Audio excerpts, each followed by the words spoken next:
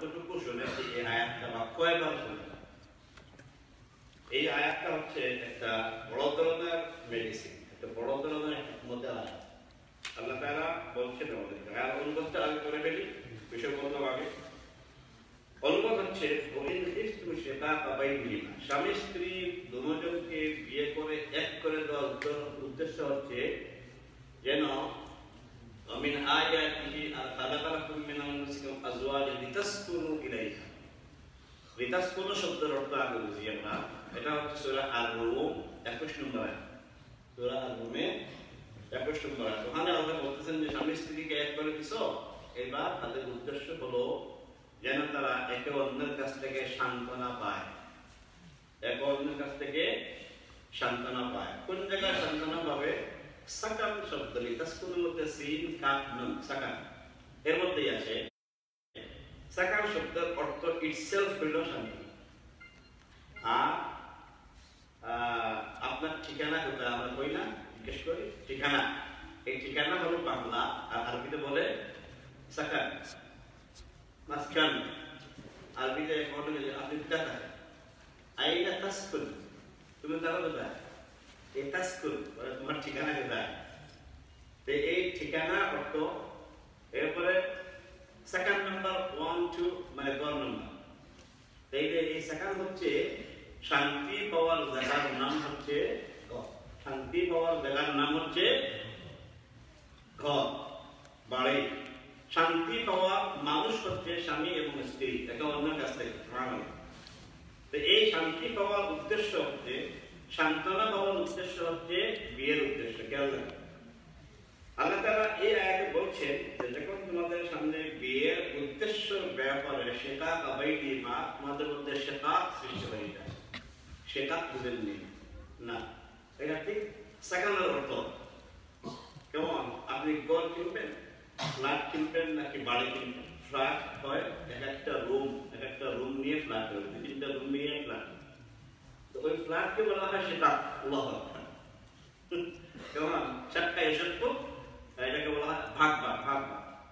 মানে একসাথে যারা খাইতে পারে না ওদেরকে ভাগ করে দাও। এইগুলো কোরআনে শব্দ, আমার বানানো না। তো আল্লাহ তাআলা বলতেছেন সেটা বাইনি মা, যদি স্বামী স্ত্রী সান্ত্বনার মধ্যে তোমরা সেটা দেখো, অর্থাৎ তাদের মনটা বাগাবাগি হয়ে যাচ্ছে বলে টের পাও, কেমন তাহলে তোমরা কি করো, ফাবাআসু হাকামান মিন আহলিহি। খেয়াল করেন আমরা সবাই এখানে বিবাহিত, অলমোস্ট সবাই, কেমন খুব কম লোক, 2-3%। শিকাকা বাইনিহিমা ফাবাআসু হাকামান মিন আহলিহি, তাহলে তোমরা থার্ড পক্ষ, আমি বলছি তার পক্ষ মানে কারা? তার পক্ষ হতে যারা বিয়ে দিতে হেল্প করেছিলেন, ওই সময়টা মুরব্বী, কাঠ পার্টি বলেন অথবা আমরা বলি ঘটক পার্টি, কেমন, অথবা পিতা মাতা যেই হন না কেন, তাদেরকে আমরা বলছেন তোমাদের আহাল থেকে, পরিবার থেকে, স্বামীর পরিবার থেকে একজন হাকিম, হাকিম বললাম আমি আপনারা যদি ইংরেজি বুঝতে পারেন, স্বামীর পরিবার থেকে একজন হাকিম ধরো, আর স্ত্রীর পরিবার থেকে আর একজন হাকিম বানাও। এই দুই হাকিমকে এক করে দাও। তারপরে বলছে যদি তারা ইসলাহ চায়, সংশোধন চায়, যেমন বিয়ে কাজ করতে চায়, বিয়েটাকে আপনারা জোড়া লাগিয়ে দেওয়ার জন্য উভয় ফ্যামিলি থেকে একজন করে তোমরা হাকিম বানাই দাও। তাইলে একজন হাকিম হইলো, আর ওরা হচ্ছে 2 জন, মোটা লোকের কয়জন? 4। এখানে আল্লাহ বলতেছেন যে এই 2 জন এক ফ্যামিলি থেকে একজন করে দেও, আর ওনারা হচ্ছে আর 2 জন। তারপরে ইসলাহ যদি তারা চায়, যদি তারা একসাথে বাস করতে চায়, জোড়া লাগাইতে চায়, তাহলে আল্লাহ বলছেন ইউফিকুল্লাহু বাইনাহুমা, আল্লাহ তাদের জন্য সঙ্গ দিবেন, সাহায্য করবেন এবং তৌফিক দেবেন। সুবহানাল্লাহ। এখন বলেন এই আয়াতটাকে যদি সামনে রাখি, মনে করেন এই আয়াতটা আপনার ঘরের ওয়ালে আপনি লিখে রাখছেন, কেমন এই আয়াতের উপর কয়জন আমরা আছি যে আমার ওয়ালের মধ্যে আয়াতটা পড়ি আর দেখি যে আমি আমল করছি কয়বার? আমার করার প্রয়োজন করছে কিনা একটু বলেন আমাকে।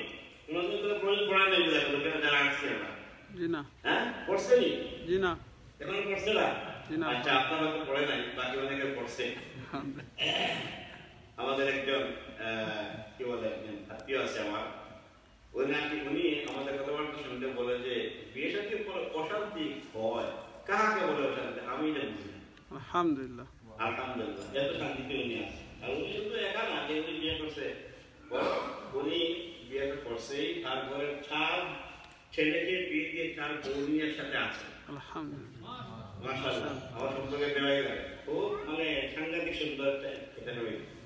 তার ছেলের বউ নিয়ে সাথে খাচ্ছে মেয়ে আছে আর 3-4 জন বেশি দিয়ে ওরাও আছে প্রায় বিশাল বাড়ি এবং খুব আরামে আছে। ওই যে লাখবাজ হয় এটা তো আমি বুঝি না আলহামদুলিল্লাহ বলে আলহামদুলিল্লাহ।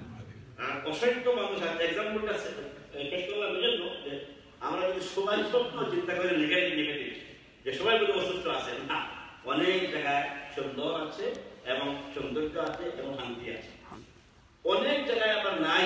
এই নাইদের জন্য আমরা আজকে এই আয়াতটা পেশ করি। মনে করেন যে এই আয়াত আমরা বলতেছেন আমরা এটা করি না, আয়াতের উপর আমল করি না। আমরা করি কি জানেন লাগছে এখন মেয়ে তার মাকে বা বাবাকে ফোন করছে এখন কি করতে হবে যাও আমার বাইরে যাও তুমি যাও মানে উনি সব ব্যবস্থা করে দিচ্ছে মহিলা ব্যবস্থা করে দিচ্ছে শাড়ি করে তুমি যাও মানে হুকুম আসতেছে এরকম জায়গায় যাও তুমি যাও আমার ভাই আছে পরে নেও আমার আমার আমার আমার বড় ভাই নেও তোমাকে নিয়ে এবার 7 জন 8 জন ওই পক্ষ থেকে আরো 8 জন আসবে। এখন এটা এটা কি কোরআন অনুযায়ী হইল নাকি কোরআন উল্টা হইল?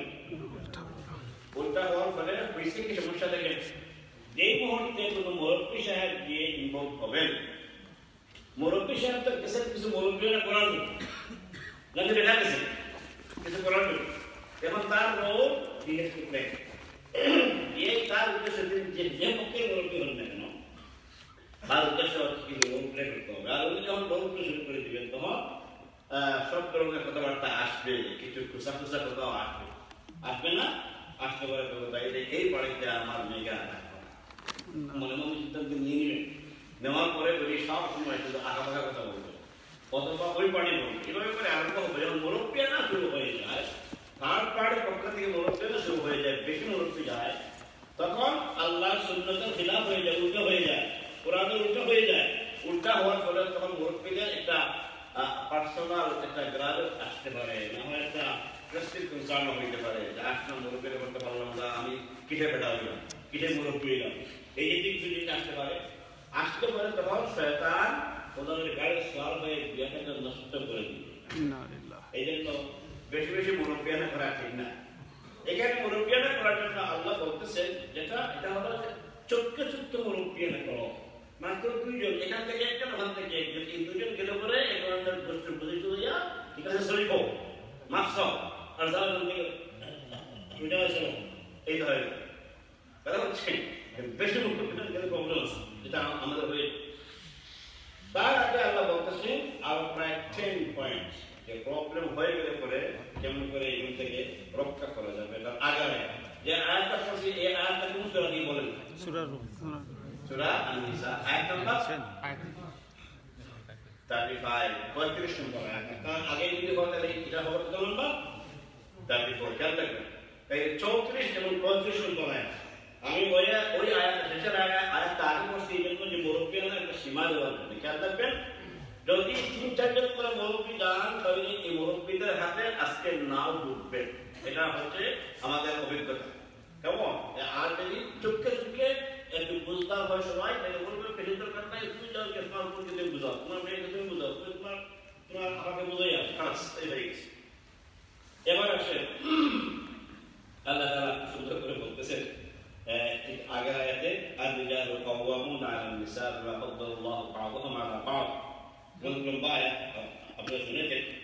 এই আয়াতের শেষের দিকে মাঝখানে এসে বলতেছেন ওয়াল্লাতী তাখাফুনা নুশুজাহুন ফা'iযুহুন ওয়াহজুরুহুন ফিল মাদাজি' ওয়াদরিবুহুন ফাইন কানাকুম ফালা তাবগু আলাইহিন্না সাবিলা ইন্নাল্লাহা কানা আলিয়্যান কাবীরা। এখানে সায়েন্স শিখেছেন কেমন করে ডিল করতে হবে, সুন্দর স্ত্রী লাগবে। লাগলে পরে প্রথম বলছেন যে তোমরা 1-1 একজন আরেকজনের সাথে একাকি বসে যাও, বসে তোমার বলবো তো বউ এত সরবর দরকার নাই, সরি বলো, সরি বলবি শেষ, আর লাগে না। না হয় বউ বলো তার ফলটা যেন সেইটা বুঝে সেও যেন তোমার কাছে অ্যাপোলজি দিয়ে বসে। অ্যাপোলজি আদান প্রদান চেষ্টা নম্বর 1। যদি অ্যাপোলজিতে কাজ না হয় তাহলে নেক্সট আইটেম কি? নেক্সট আইটেম হচ্ছে যে এই যে যেটা বললাম নেক্সট আয়াত, যে একজন করে করে মুরব্বী, বেশি না একজন করে করে মুরব্বী দিয়ে এটা সমাধান করে দাও। 3 নম্বর কথা হচ্ছে তোমাদের কাছে যদি লোকমান হাকিমের মতো কোনো হাকিম লোক থাকে বা কোনো ভালো ইমাম সাহেব থাকে, তেমন মুরব্বী না তেমন তাকে থার্ড পার্টি এগুলোর কাছে নিয়ে যাওয়া। এখানে যদি দুই পক্ষ বা এক পক্ষ থেকে কোনো পার্টি দেখতে যায় তাহলে এটাকে বলে কনফ্লিক্ট অফ ইন্টারেস্ট। মেয়ের পক্ষ থেকে গেলে পরে ছেলের উপর ফোন করে দেওয়া যায়, ব্যবস্থা করবে, আর ছেলের পক্ষ থেকে গেলে সব মেয়ের আছে না, এটাকে বলে কনফ্লিক্ট। কনফ্লিক্টে দেওয়া হইল না, থার্ড পার্টি দেবে। এখন যদি লোকমান হাকিম পাওয়া যায় আলহামদুলিল্লাহ, না পাওয়া গেলে তার কোনো স্টুডেন্ট ইমাম সব পাওয়া গেলে থার্ড পার্টি হিসেবে যাও, তোমাদের এটা শিখা হয়ে যাবে ইনশাআল্লাহ। 4 নম্বর হচ্ছে সুবহানাল্লাহ, ফাইলুহুন, তুমি ওয়াজ করো। স্বামী কে বলতেছেন তুমি ওয়াজ করো তোমার স্ত্রীকে, সুবহানাল্লাহ, পারবেন নি ওয়াজ করতে হবে ইনশাআল্লাহ। ওয়াজ করতে দিবে গাছ কি কোনো কাজে লাগবে না ওয়াজ ইনশাআল্লাহ। ইনশাআল্লাহ ওয়াজ করতে, ওয়াজের দায়িত্ব আপনাদের নিচ্ছে। উল্টা দেখলে যে মহিলা ওয়াজ করে স্বামীকে না, বরং স্বামীদেরকে আল্লাহ বলতেছেন ফাইলুহুন, ওদেরকে ওয়াজ করো, তারা ভুলভ্রান্তি করতে পারে, তুমিও করতে পারো। তাইলে ওয়াজ স্বামী যদি করা লাগে আর ওয়াজ করতে হবে, স্বামী সাবধান হবে না যে ওয়াজ করবো আমি আমারটা ঠিক আছে, ঠিক না? সেটা খুব সাবধান হয়ে কথাবার্তা বলতে হবে, কারণ আজকে ওয়াজ করলাম, কাল যদি কেউ উল্টো পাল্টা করি আমাকে উল্টা করবে। এই জন্য আল্লাহ দেখেন, আল্লাহ আমাদের এত জ্ঞানী আল্লাহ, এই জন্য আল্লাহ আলম দিচ্ছেন এক করে যে তুমি ওয়াজ করবো, আগামী দিন ওয়াজ যেন কাজে লাগে এই জন্য তুমি অতিরিক্ত বাড়াবাড়ি করবে, সাবধান থাকবা। আর একটা জিনিস কেন আছে, যদি ওয়াজ করতেই হয় তাইলে তোমাকে সফর করা লাগবে, কারণ কালকে বিকালে ওয়াজ করা লাগবে। সেই জন্য আল্লাহ বলেন না যে একজন আলী মানে বাইরে থেকে বা কোনো জায়গা থেকে একজন ইনভাইট করে এনে তোমার বসাও না, এটা আল্লাহ পছন্দ করেন না। এই জন্য স্বামীকে একটু দিয়ে বলছেন ওয়াজ করলে ওয়াজ কাজে লাগছে আলহামদুলিল্লাহ, শেখা ঠিক আছে। এবার যদি শেখা হয় না, ওয়াজটা কাজে লাগে না, কি বলবেন? হ্যাঁ, দাঁড়াবাই দিব। হ্যাঁ, অনেকে আছে রাগ আরম্ভ করে, এত করে বলে আমার বুঝে না, তাই এবার আমার কাছে আর কোনো ব্যবস্থা নাই, অ্যাকশন নেওয়া খারাপ না, অ্যাকশন নেওয়ার দরকার নাই। এখনো আপনার অনেক কিছু বাকি আছে, আপনি মুখে কিছু ওয়াজ করেছেন, এখনো আপনার অনেক আইটেম বাকি আছে। 5 নম্বর আইটেম না 4 নম্বর বলছিলাম, খেয়াল নাই, সব নম্বর হয়েছে টাইম। জাকাল্লাহ দিয়ে গেলে শুনতেছেন একটু মন দিয়ে ভালো করে খেয়াল করেন, এগুলো প্রয়োজন নয়। তারপরে আপনাদেরকে এগুলো বলতেছি কেন, একটু পরে আমি আসতেছি, কি সমস্যা হয় আমি আসতেছি। এবার আপনার থার্ড পার্টির ওয়াজ শেষ, আপনি ওয়াজ করেছেন, টাইম নম্বর শেষ। 5 নম্বর বিষয়টা হচ্ছে ওয়াহজুরুহুন্না ফিল মাদাজি। 5 নম্বর হচ্ছে এবার একটু রাগ দেখাও, রাগ দেখাইয়ে তুমি তোমার বেড আলাদা করো, ঠিক আছে? যে এখন আমি রিঅ্যাকশন না নিলে হবে না, রিঅ্যাকশনটা হচ্ছে যে আমি আজকে থেকে তোমার সাথে আর নাই, এভাবে একটা ভাব দিলাম, কিন্তু বাড়ির শাড়ি দেবেন না, হ্যাঁ, সিটিং রুমেও না, কেমন নিজের রুমেই ঘুমান, একই বেডে ঘুমান, একটু ওইটার দিকে পাশ নিয়ে ঘুমান, তোমার সাথে কথাবার্তা নাই, রাগটা দেখান। যেন একটা মানুষ যদি ছাড় অ্যাপোলজি দিত, এটা আপনার পাইব না, আপনি চলে যান বেরোতে পারেন না, হয় আপনার দাদা ওরা চলে গেছে, হবে না, বিচারি যখন বুঝে পায় আপনার, এই জন্য কোন জায়গায় দেখতে হবে, নিজের বেডে ঘুমাই, কেমন একটু ভাব দেখে যে আজকে আমি একটু শক্ত আছি, কেমন। আচ্ছা বলে যদি দেখা যায় যে না এটাতেও কাজ হচ্ছে না, হ্যাঁ, আপনি ট্রাই করবেন, তারপরে প্রয়োজনে হয় আপনি রুম চেঞ্জ করতে পারেন, একই বাড়াই আয়ত্তের ভিতরে থাকবে, এই বলছেন আপনি সিটিং রুমে নিয়ে ঘুমান, ঠিক আছে, যেন বিচারে খায় বোঝাইতে পায়, কেমন। এরপরে হচ্ছে যে আপনি আল্লাহর কাছে একটু দোয়া করেন, আপনি একটু দোয়া করেন, তাহাজুদ পড়েন না, যে আপনি আপনার ঘুম এখন তো শান্তির ঘুমান নাই, ঘুম আসলেও আটকে যাবে, মানে লুকালুকি ঘুম হবে, পুরা ঘুম হবে। তাইলে আপনি এখন একটু আল্লাহমুখী হন, আল্লাহকে বলেন যে আমার বউটা কিন্তু বাঁকা হয়ে গেল, তুমি ঠিকঠাক করে দাও। এইভাবে করে একটু দোয়া করেন না, অসম্ভব না। এই দোয়াটা শুনলেও বিষয়ের মনটা গলতে পারে, মাশাআল্লাহ, মন গলতে পারে, মনে তো সত্য না। শুনছিলাম একদিন একটা স্টোরি, যে 70 বছরের মুরব্বী, তো মুরব্বী প্যারেন্টিং কোর্সে গেছিলেন, প্যারেন্টিং কোর্স থেকে শিখছেন যে বউকে সময় সময় থ্যাংক ইউ দিতে হবে, গেছিলেন না, আমি দিই। আচ্ছা, তাইলে আসলে আমরা সবাই শিখি যে আজকে থেকে আমরা একটু থ্যাংক ইউ দেবো। আর আরেকটা কাজ যে করে বলতে হবে যে একটা কথা শুনতো, জুয়ানকির কথা, এটা হচ্ছে যে আই লাভ ইউ। মাশাআল্লাহ, মানে পয়সা পাবেন না, রাখবিটা করে এটা লেখানো হলো না, এটা হারালো কয় হাজার টাকা ছিল, এতদিন বলি নাই তো, বলি না তো, যা 70 বছরে বলা গেল না, আজকে বলা যাবে না, অসম্ভব। তো যাক, এরপরে কোর্সের পরে মোটামুটি একটু শক্ত করে দিতে সবাই, যে বলছে কোয়া লাগবো, বিচারে গেছে করো, ইয়া দেখছে একটু খালু ফাঁকাই গেছে, I love you very much, এখন বিচারে করে হ্যাঁ ঠিক করে কইতেছো, I love you very much, মাশাআল্লাহ, এরপরে তাদের সব কিছু টাকা হয়ে গেছে। হ্যাঁ, কেমন ওই দেখেন যে 70 বছর যেটা করে নাই, আজকে বিচারা কইছে, তো যাক আমাকে যে মহব্বত করে, বুঝা গেছে, মাশাআল্লাহ, সুবহানাল্লাহ। তো যাক, যোগ করলো, কখন আসেন। তো এরপরে হলো যে যেন বিচারে পায়, এইভাবে করে একটু দূরত্বের মধ্যে আপনি যেন থাকি, রাক্ষসের ইচ্ছা একটু সব। তারপরে হচ্ছে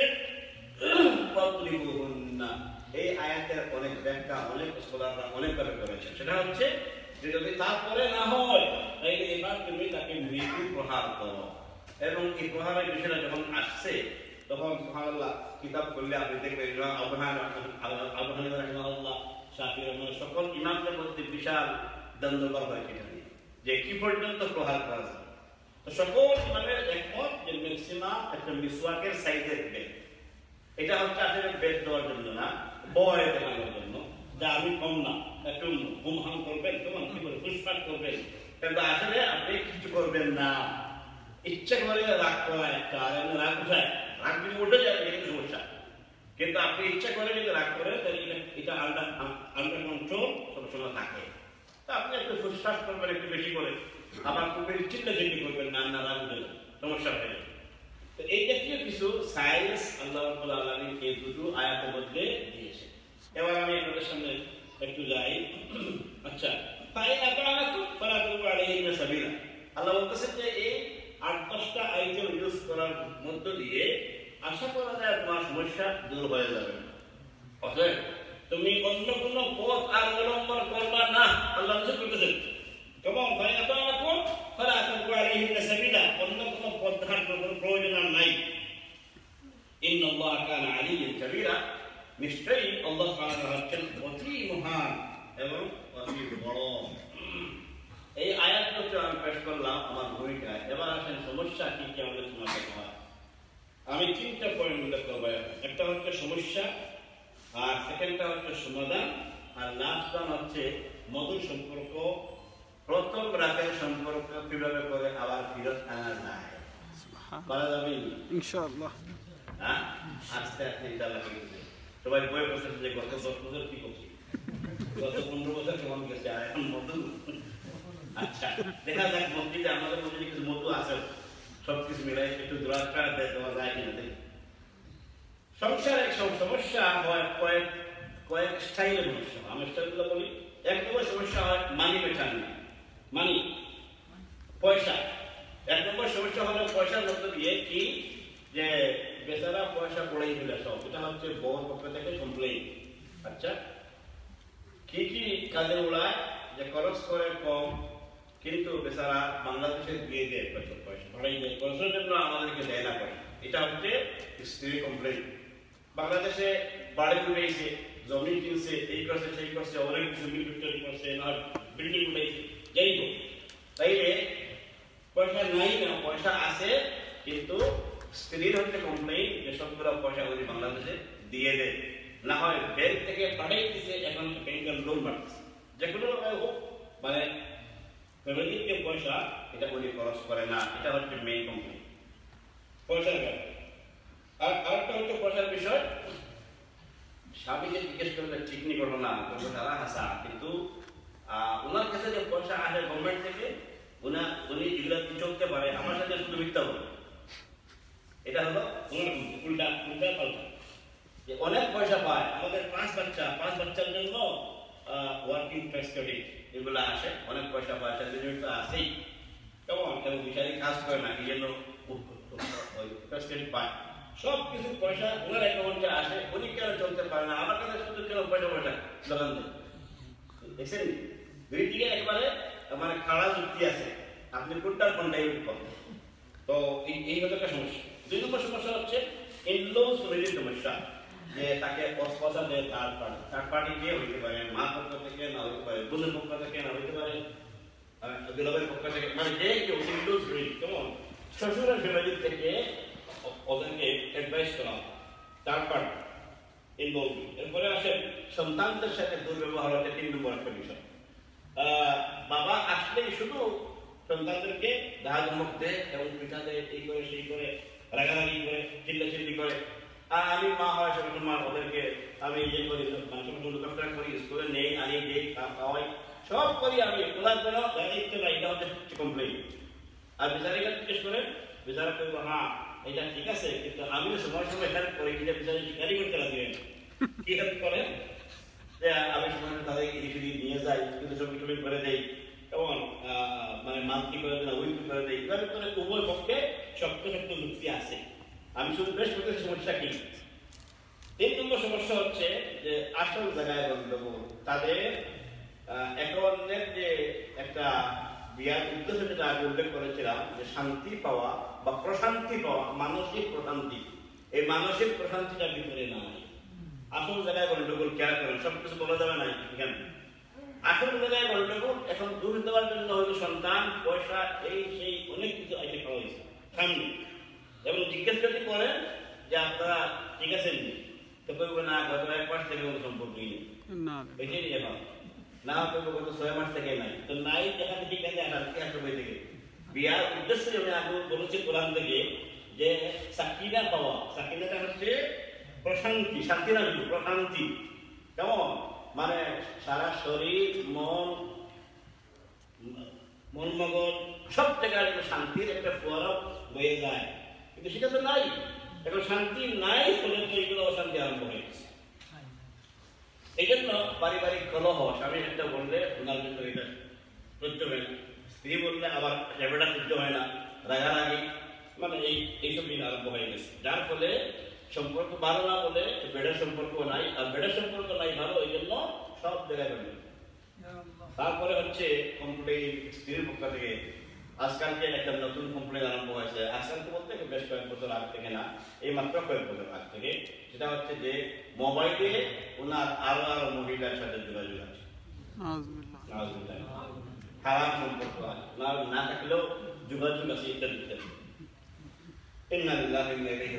এই জিনিসটি আমাদেরকে খেয়ে ফেলছে।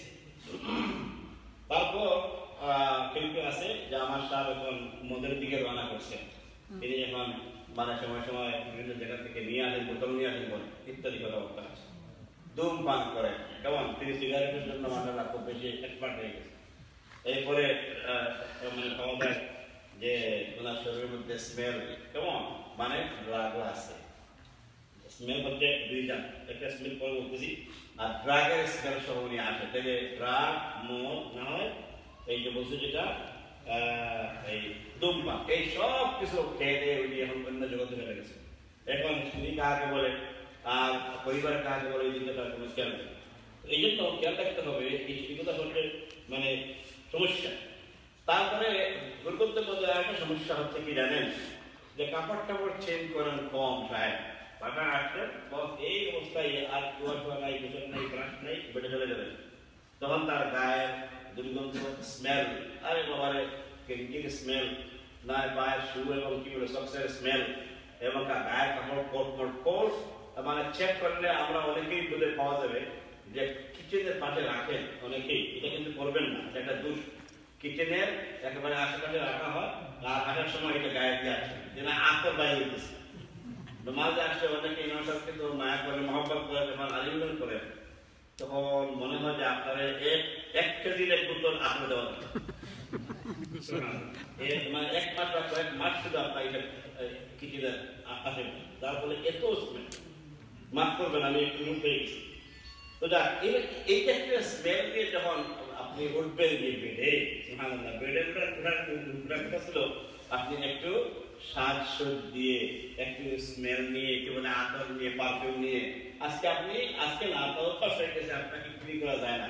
যদি বিচারি কিছু বলো, আপনি আর যাবেন না, বলবেন আরে তোমার ভিডিও অসুবিধা নেই, কিন্তু অসুবিধাটা আপনার হচ্ছে না, আপনি অভ্যস্ত কিছু হয়ে গেছে, বিচারে তো অসুবিধা হচ্ছে। এই জিনিসগুলো আমরা ইনসাফ অনেকে করিও সমস্যা হয়ে যায়। তারপরে ইন্ডোসোমেটিক হিংসা, একটা অন্যের ব্যাপারে যে হিংসা কি আছে, অনেকের আছে। তারপরে আছে আরেকটা বেড কালচার, এটা হচ্ছে তাবিজ তোমার দিয়ে একে অন্যকে খাবো করে ফেলে, যার ফলে এখন উল্টাপাল্টা হয়ে গেছে। এখন তাবিজ দূর হয় না, তাবিজ দূর হওয়ার জন্য আরো তাবিজ, যেমন তাবিজের উপর তাবিজ, এরপর মেজাবের উপর মেজাব, এ আরো পয়সা, আরেক তামসা। তো এইগুলা আমি মাত্র কয়েকটা জিনিস উল্লেখ করতে চাই আপনাদের সামনে। এগুলা ফলে আজকালকে আমরা আর বাঁচতে পারতেছি না। আমাদের মসজিদে যতটা কল আসে, আপনারা ইনকোয়ারি করেন, যতটা কল আসে তার পার্সেন্টেজ করলে 70% কল হবে যে আমরা বারো নাই, আমাদের একটা অ্যাডভাইস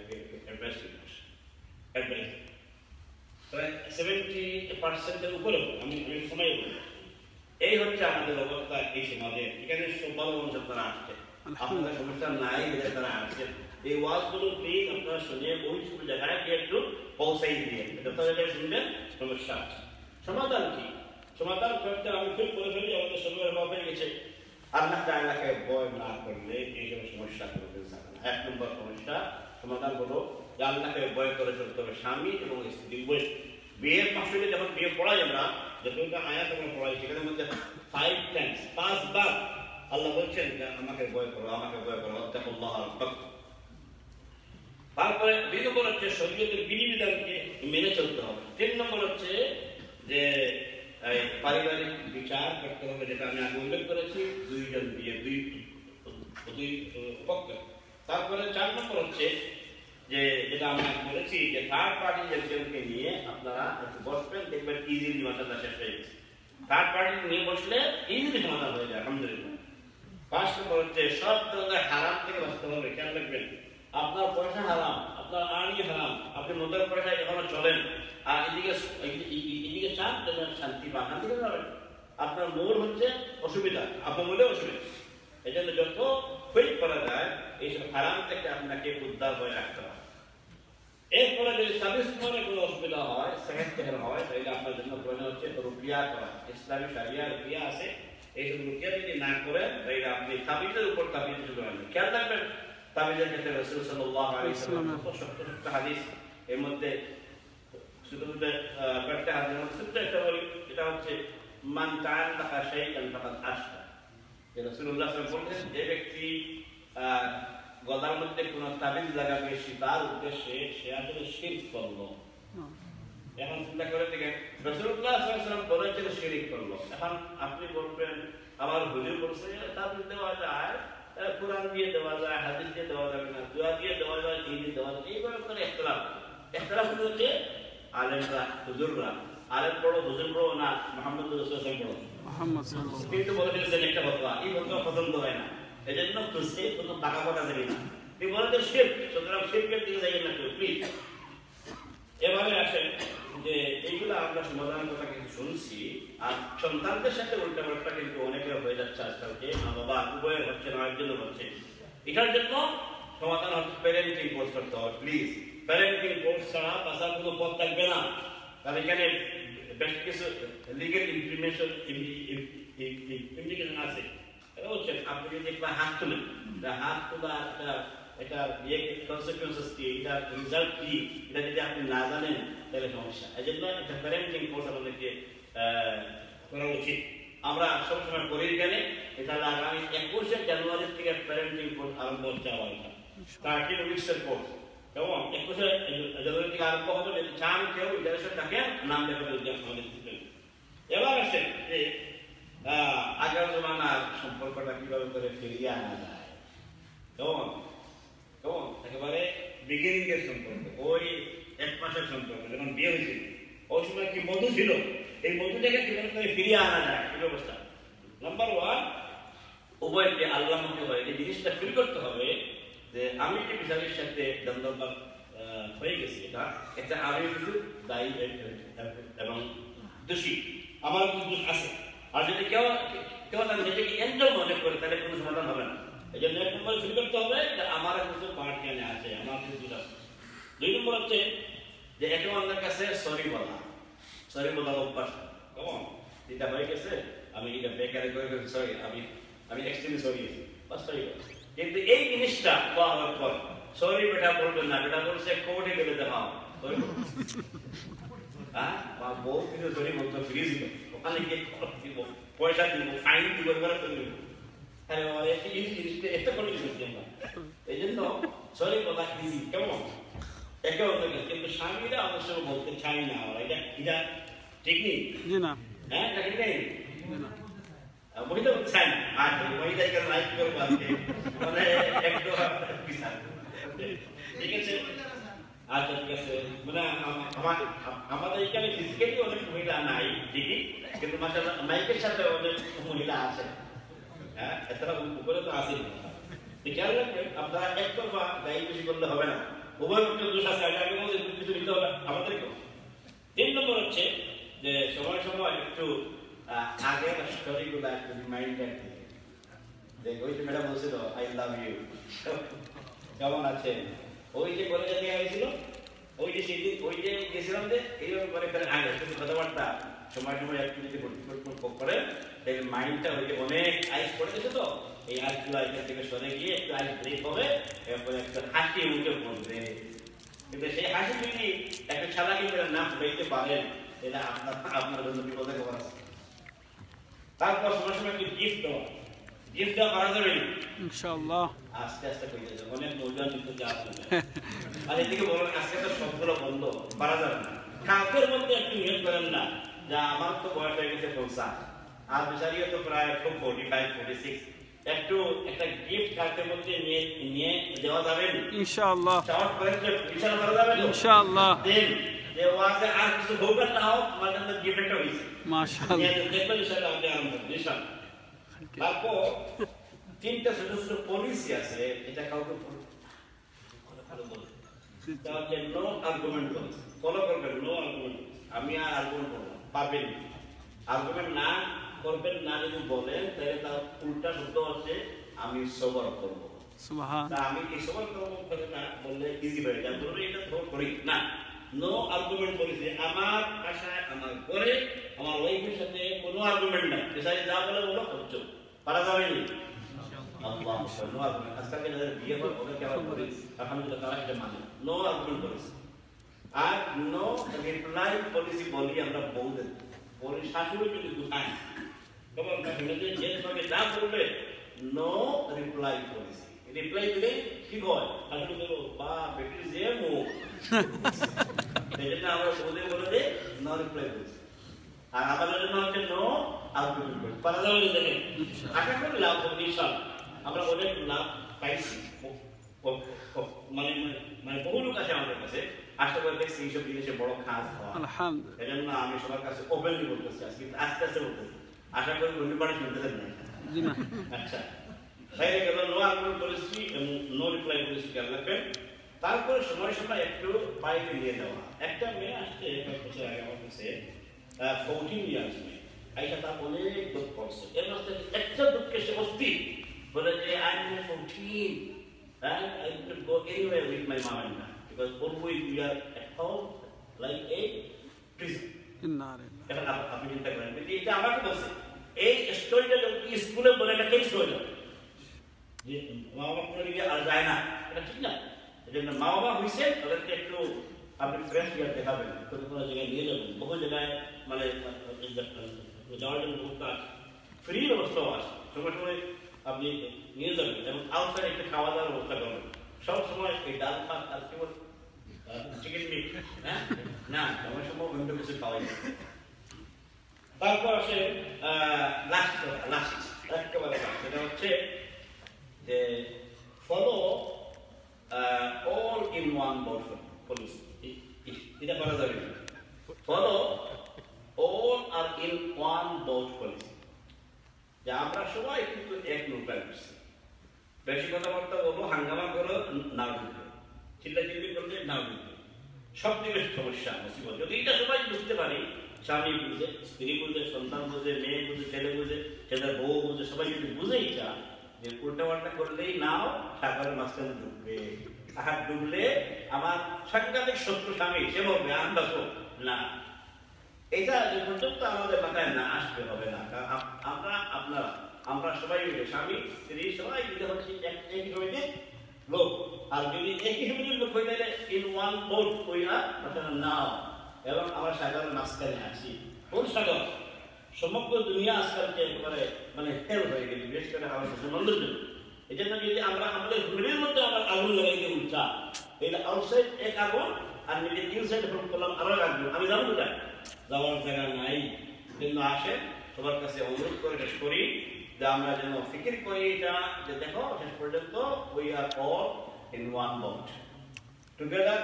তো আমাদের সমস্যা আমাদেরকে যদি সমাধান না করতে হয়, কেউ আমাদেরকে হেল্প করে দিবে না। এই জন্য আমি আপনাদের সামনে প্র্যাকটিক্যাল সমস্যা আলোচনা করলাম এবং কিছু সমাধানের জন্য কয়েকটি পলিসি বা কিছু পয়েন্ট দিয়ে দিলাম। আল্লাহ সুবহানাহু ওয়া তাআলা আমাদের সবাইকে সেই পয়েন্টগুলো আলোকে সুন্দর পরিবার গড়ার তৌফিক দান করুন। আমিন। আলহামদুলিল্লাহ রাব্বিল আলামিন। আমরা ওয়াজ করে অনেক সময় নিয়েছি, এখন আমরা মসজিদে কিছু কথাবার্তা শুনে একটু ব্রেক পালাই। তো সবাইকে অনুরোধ করবো, এখন আমি একটু উঠি যে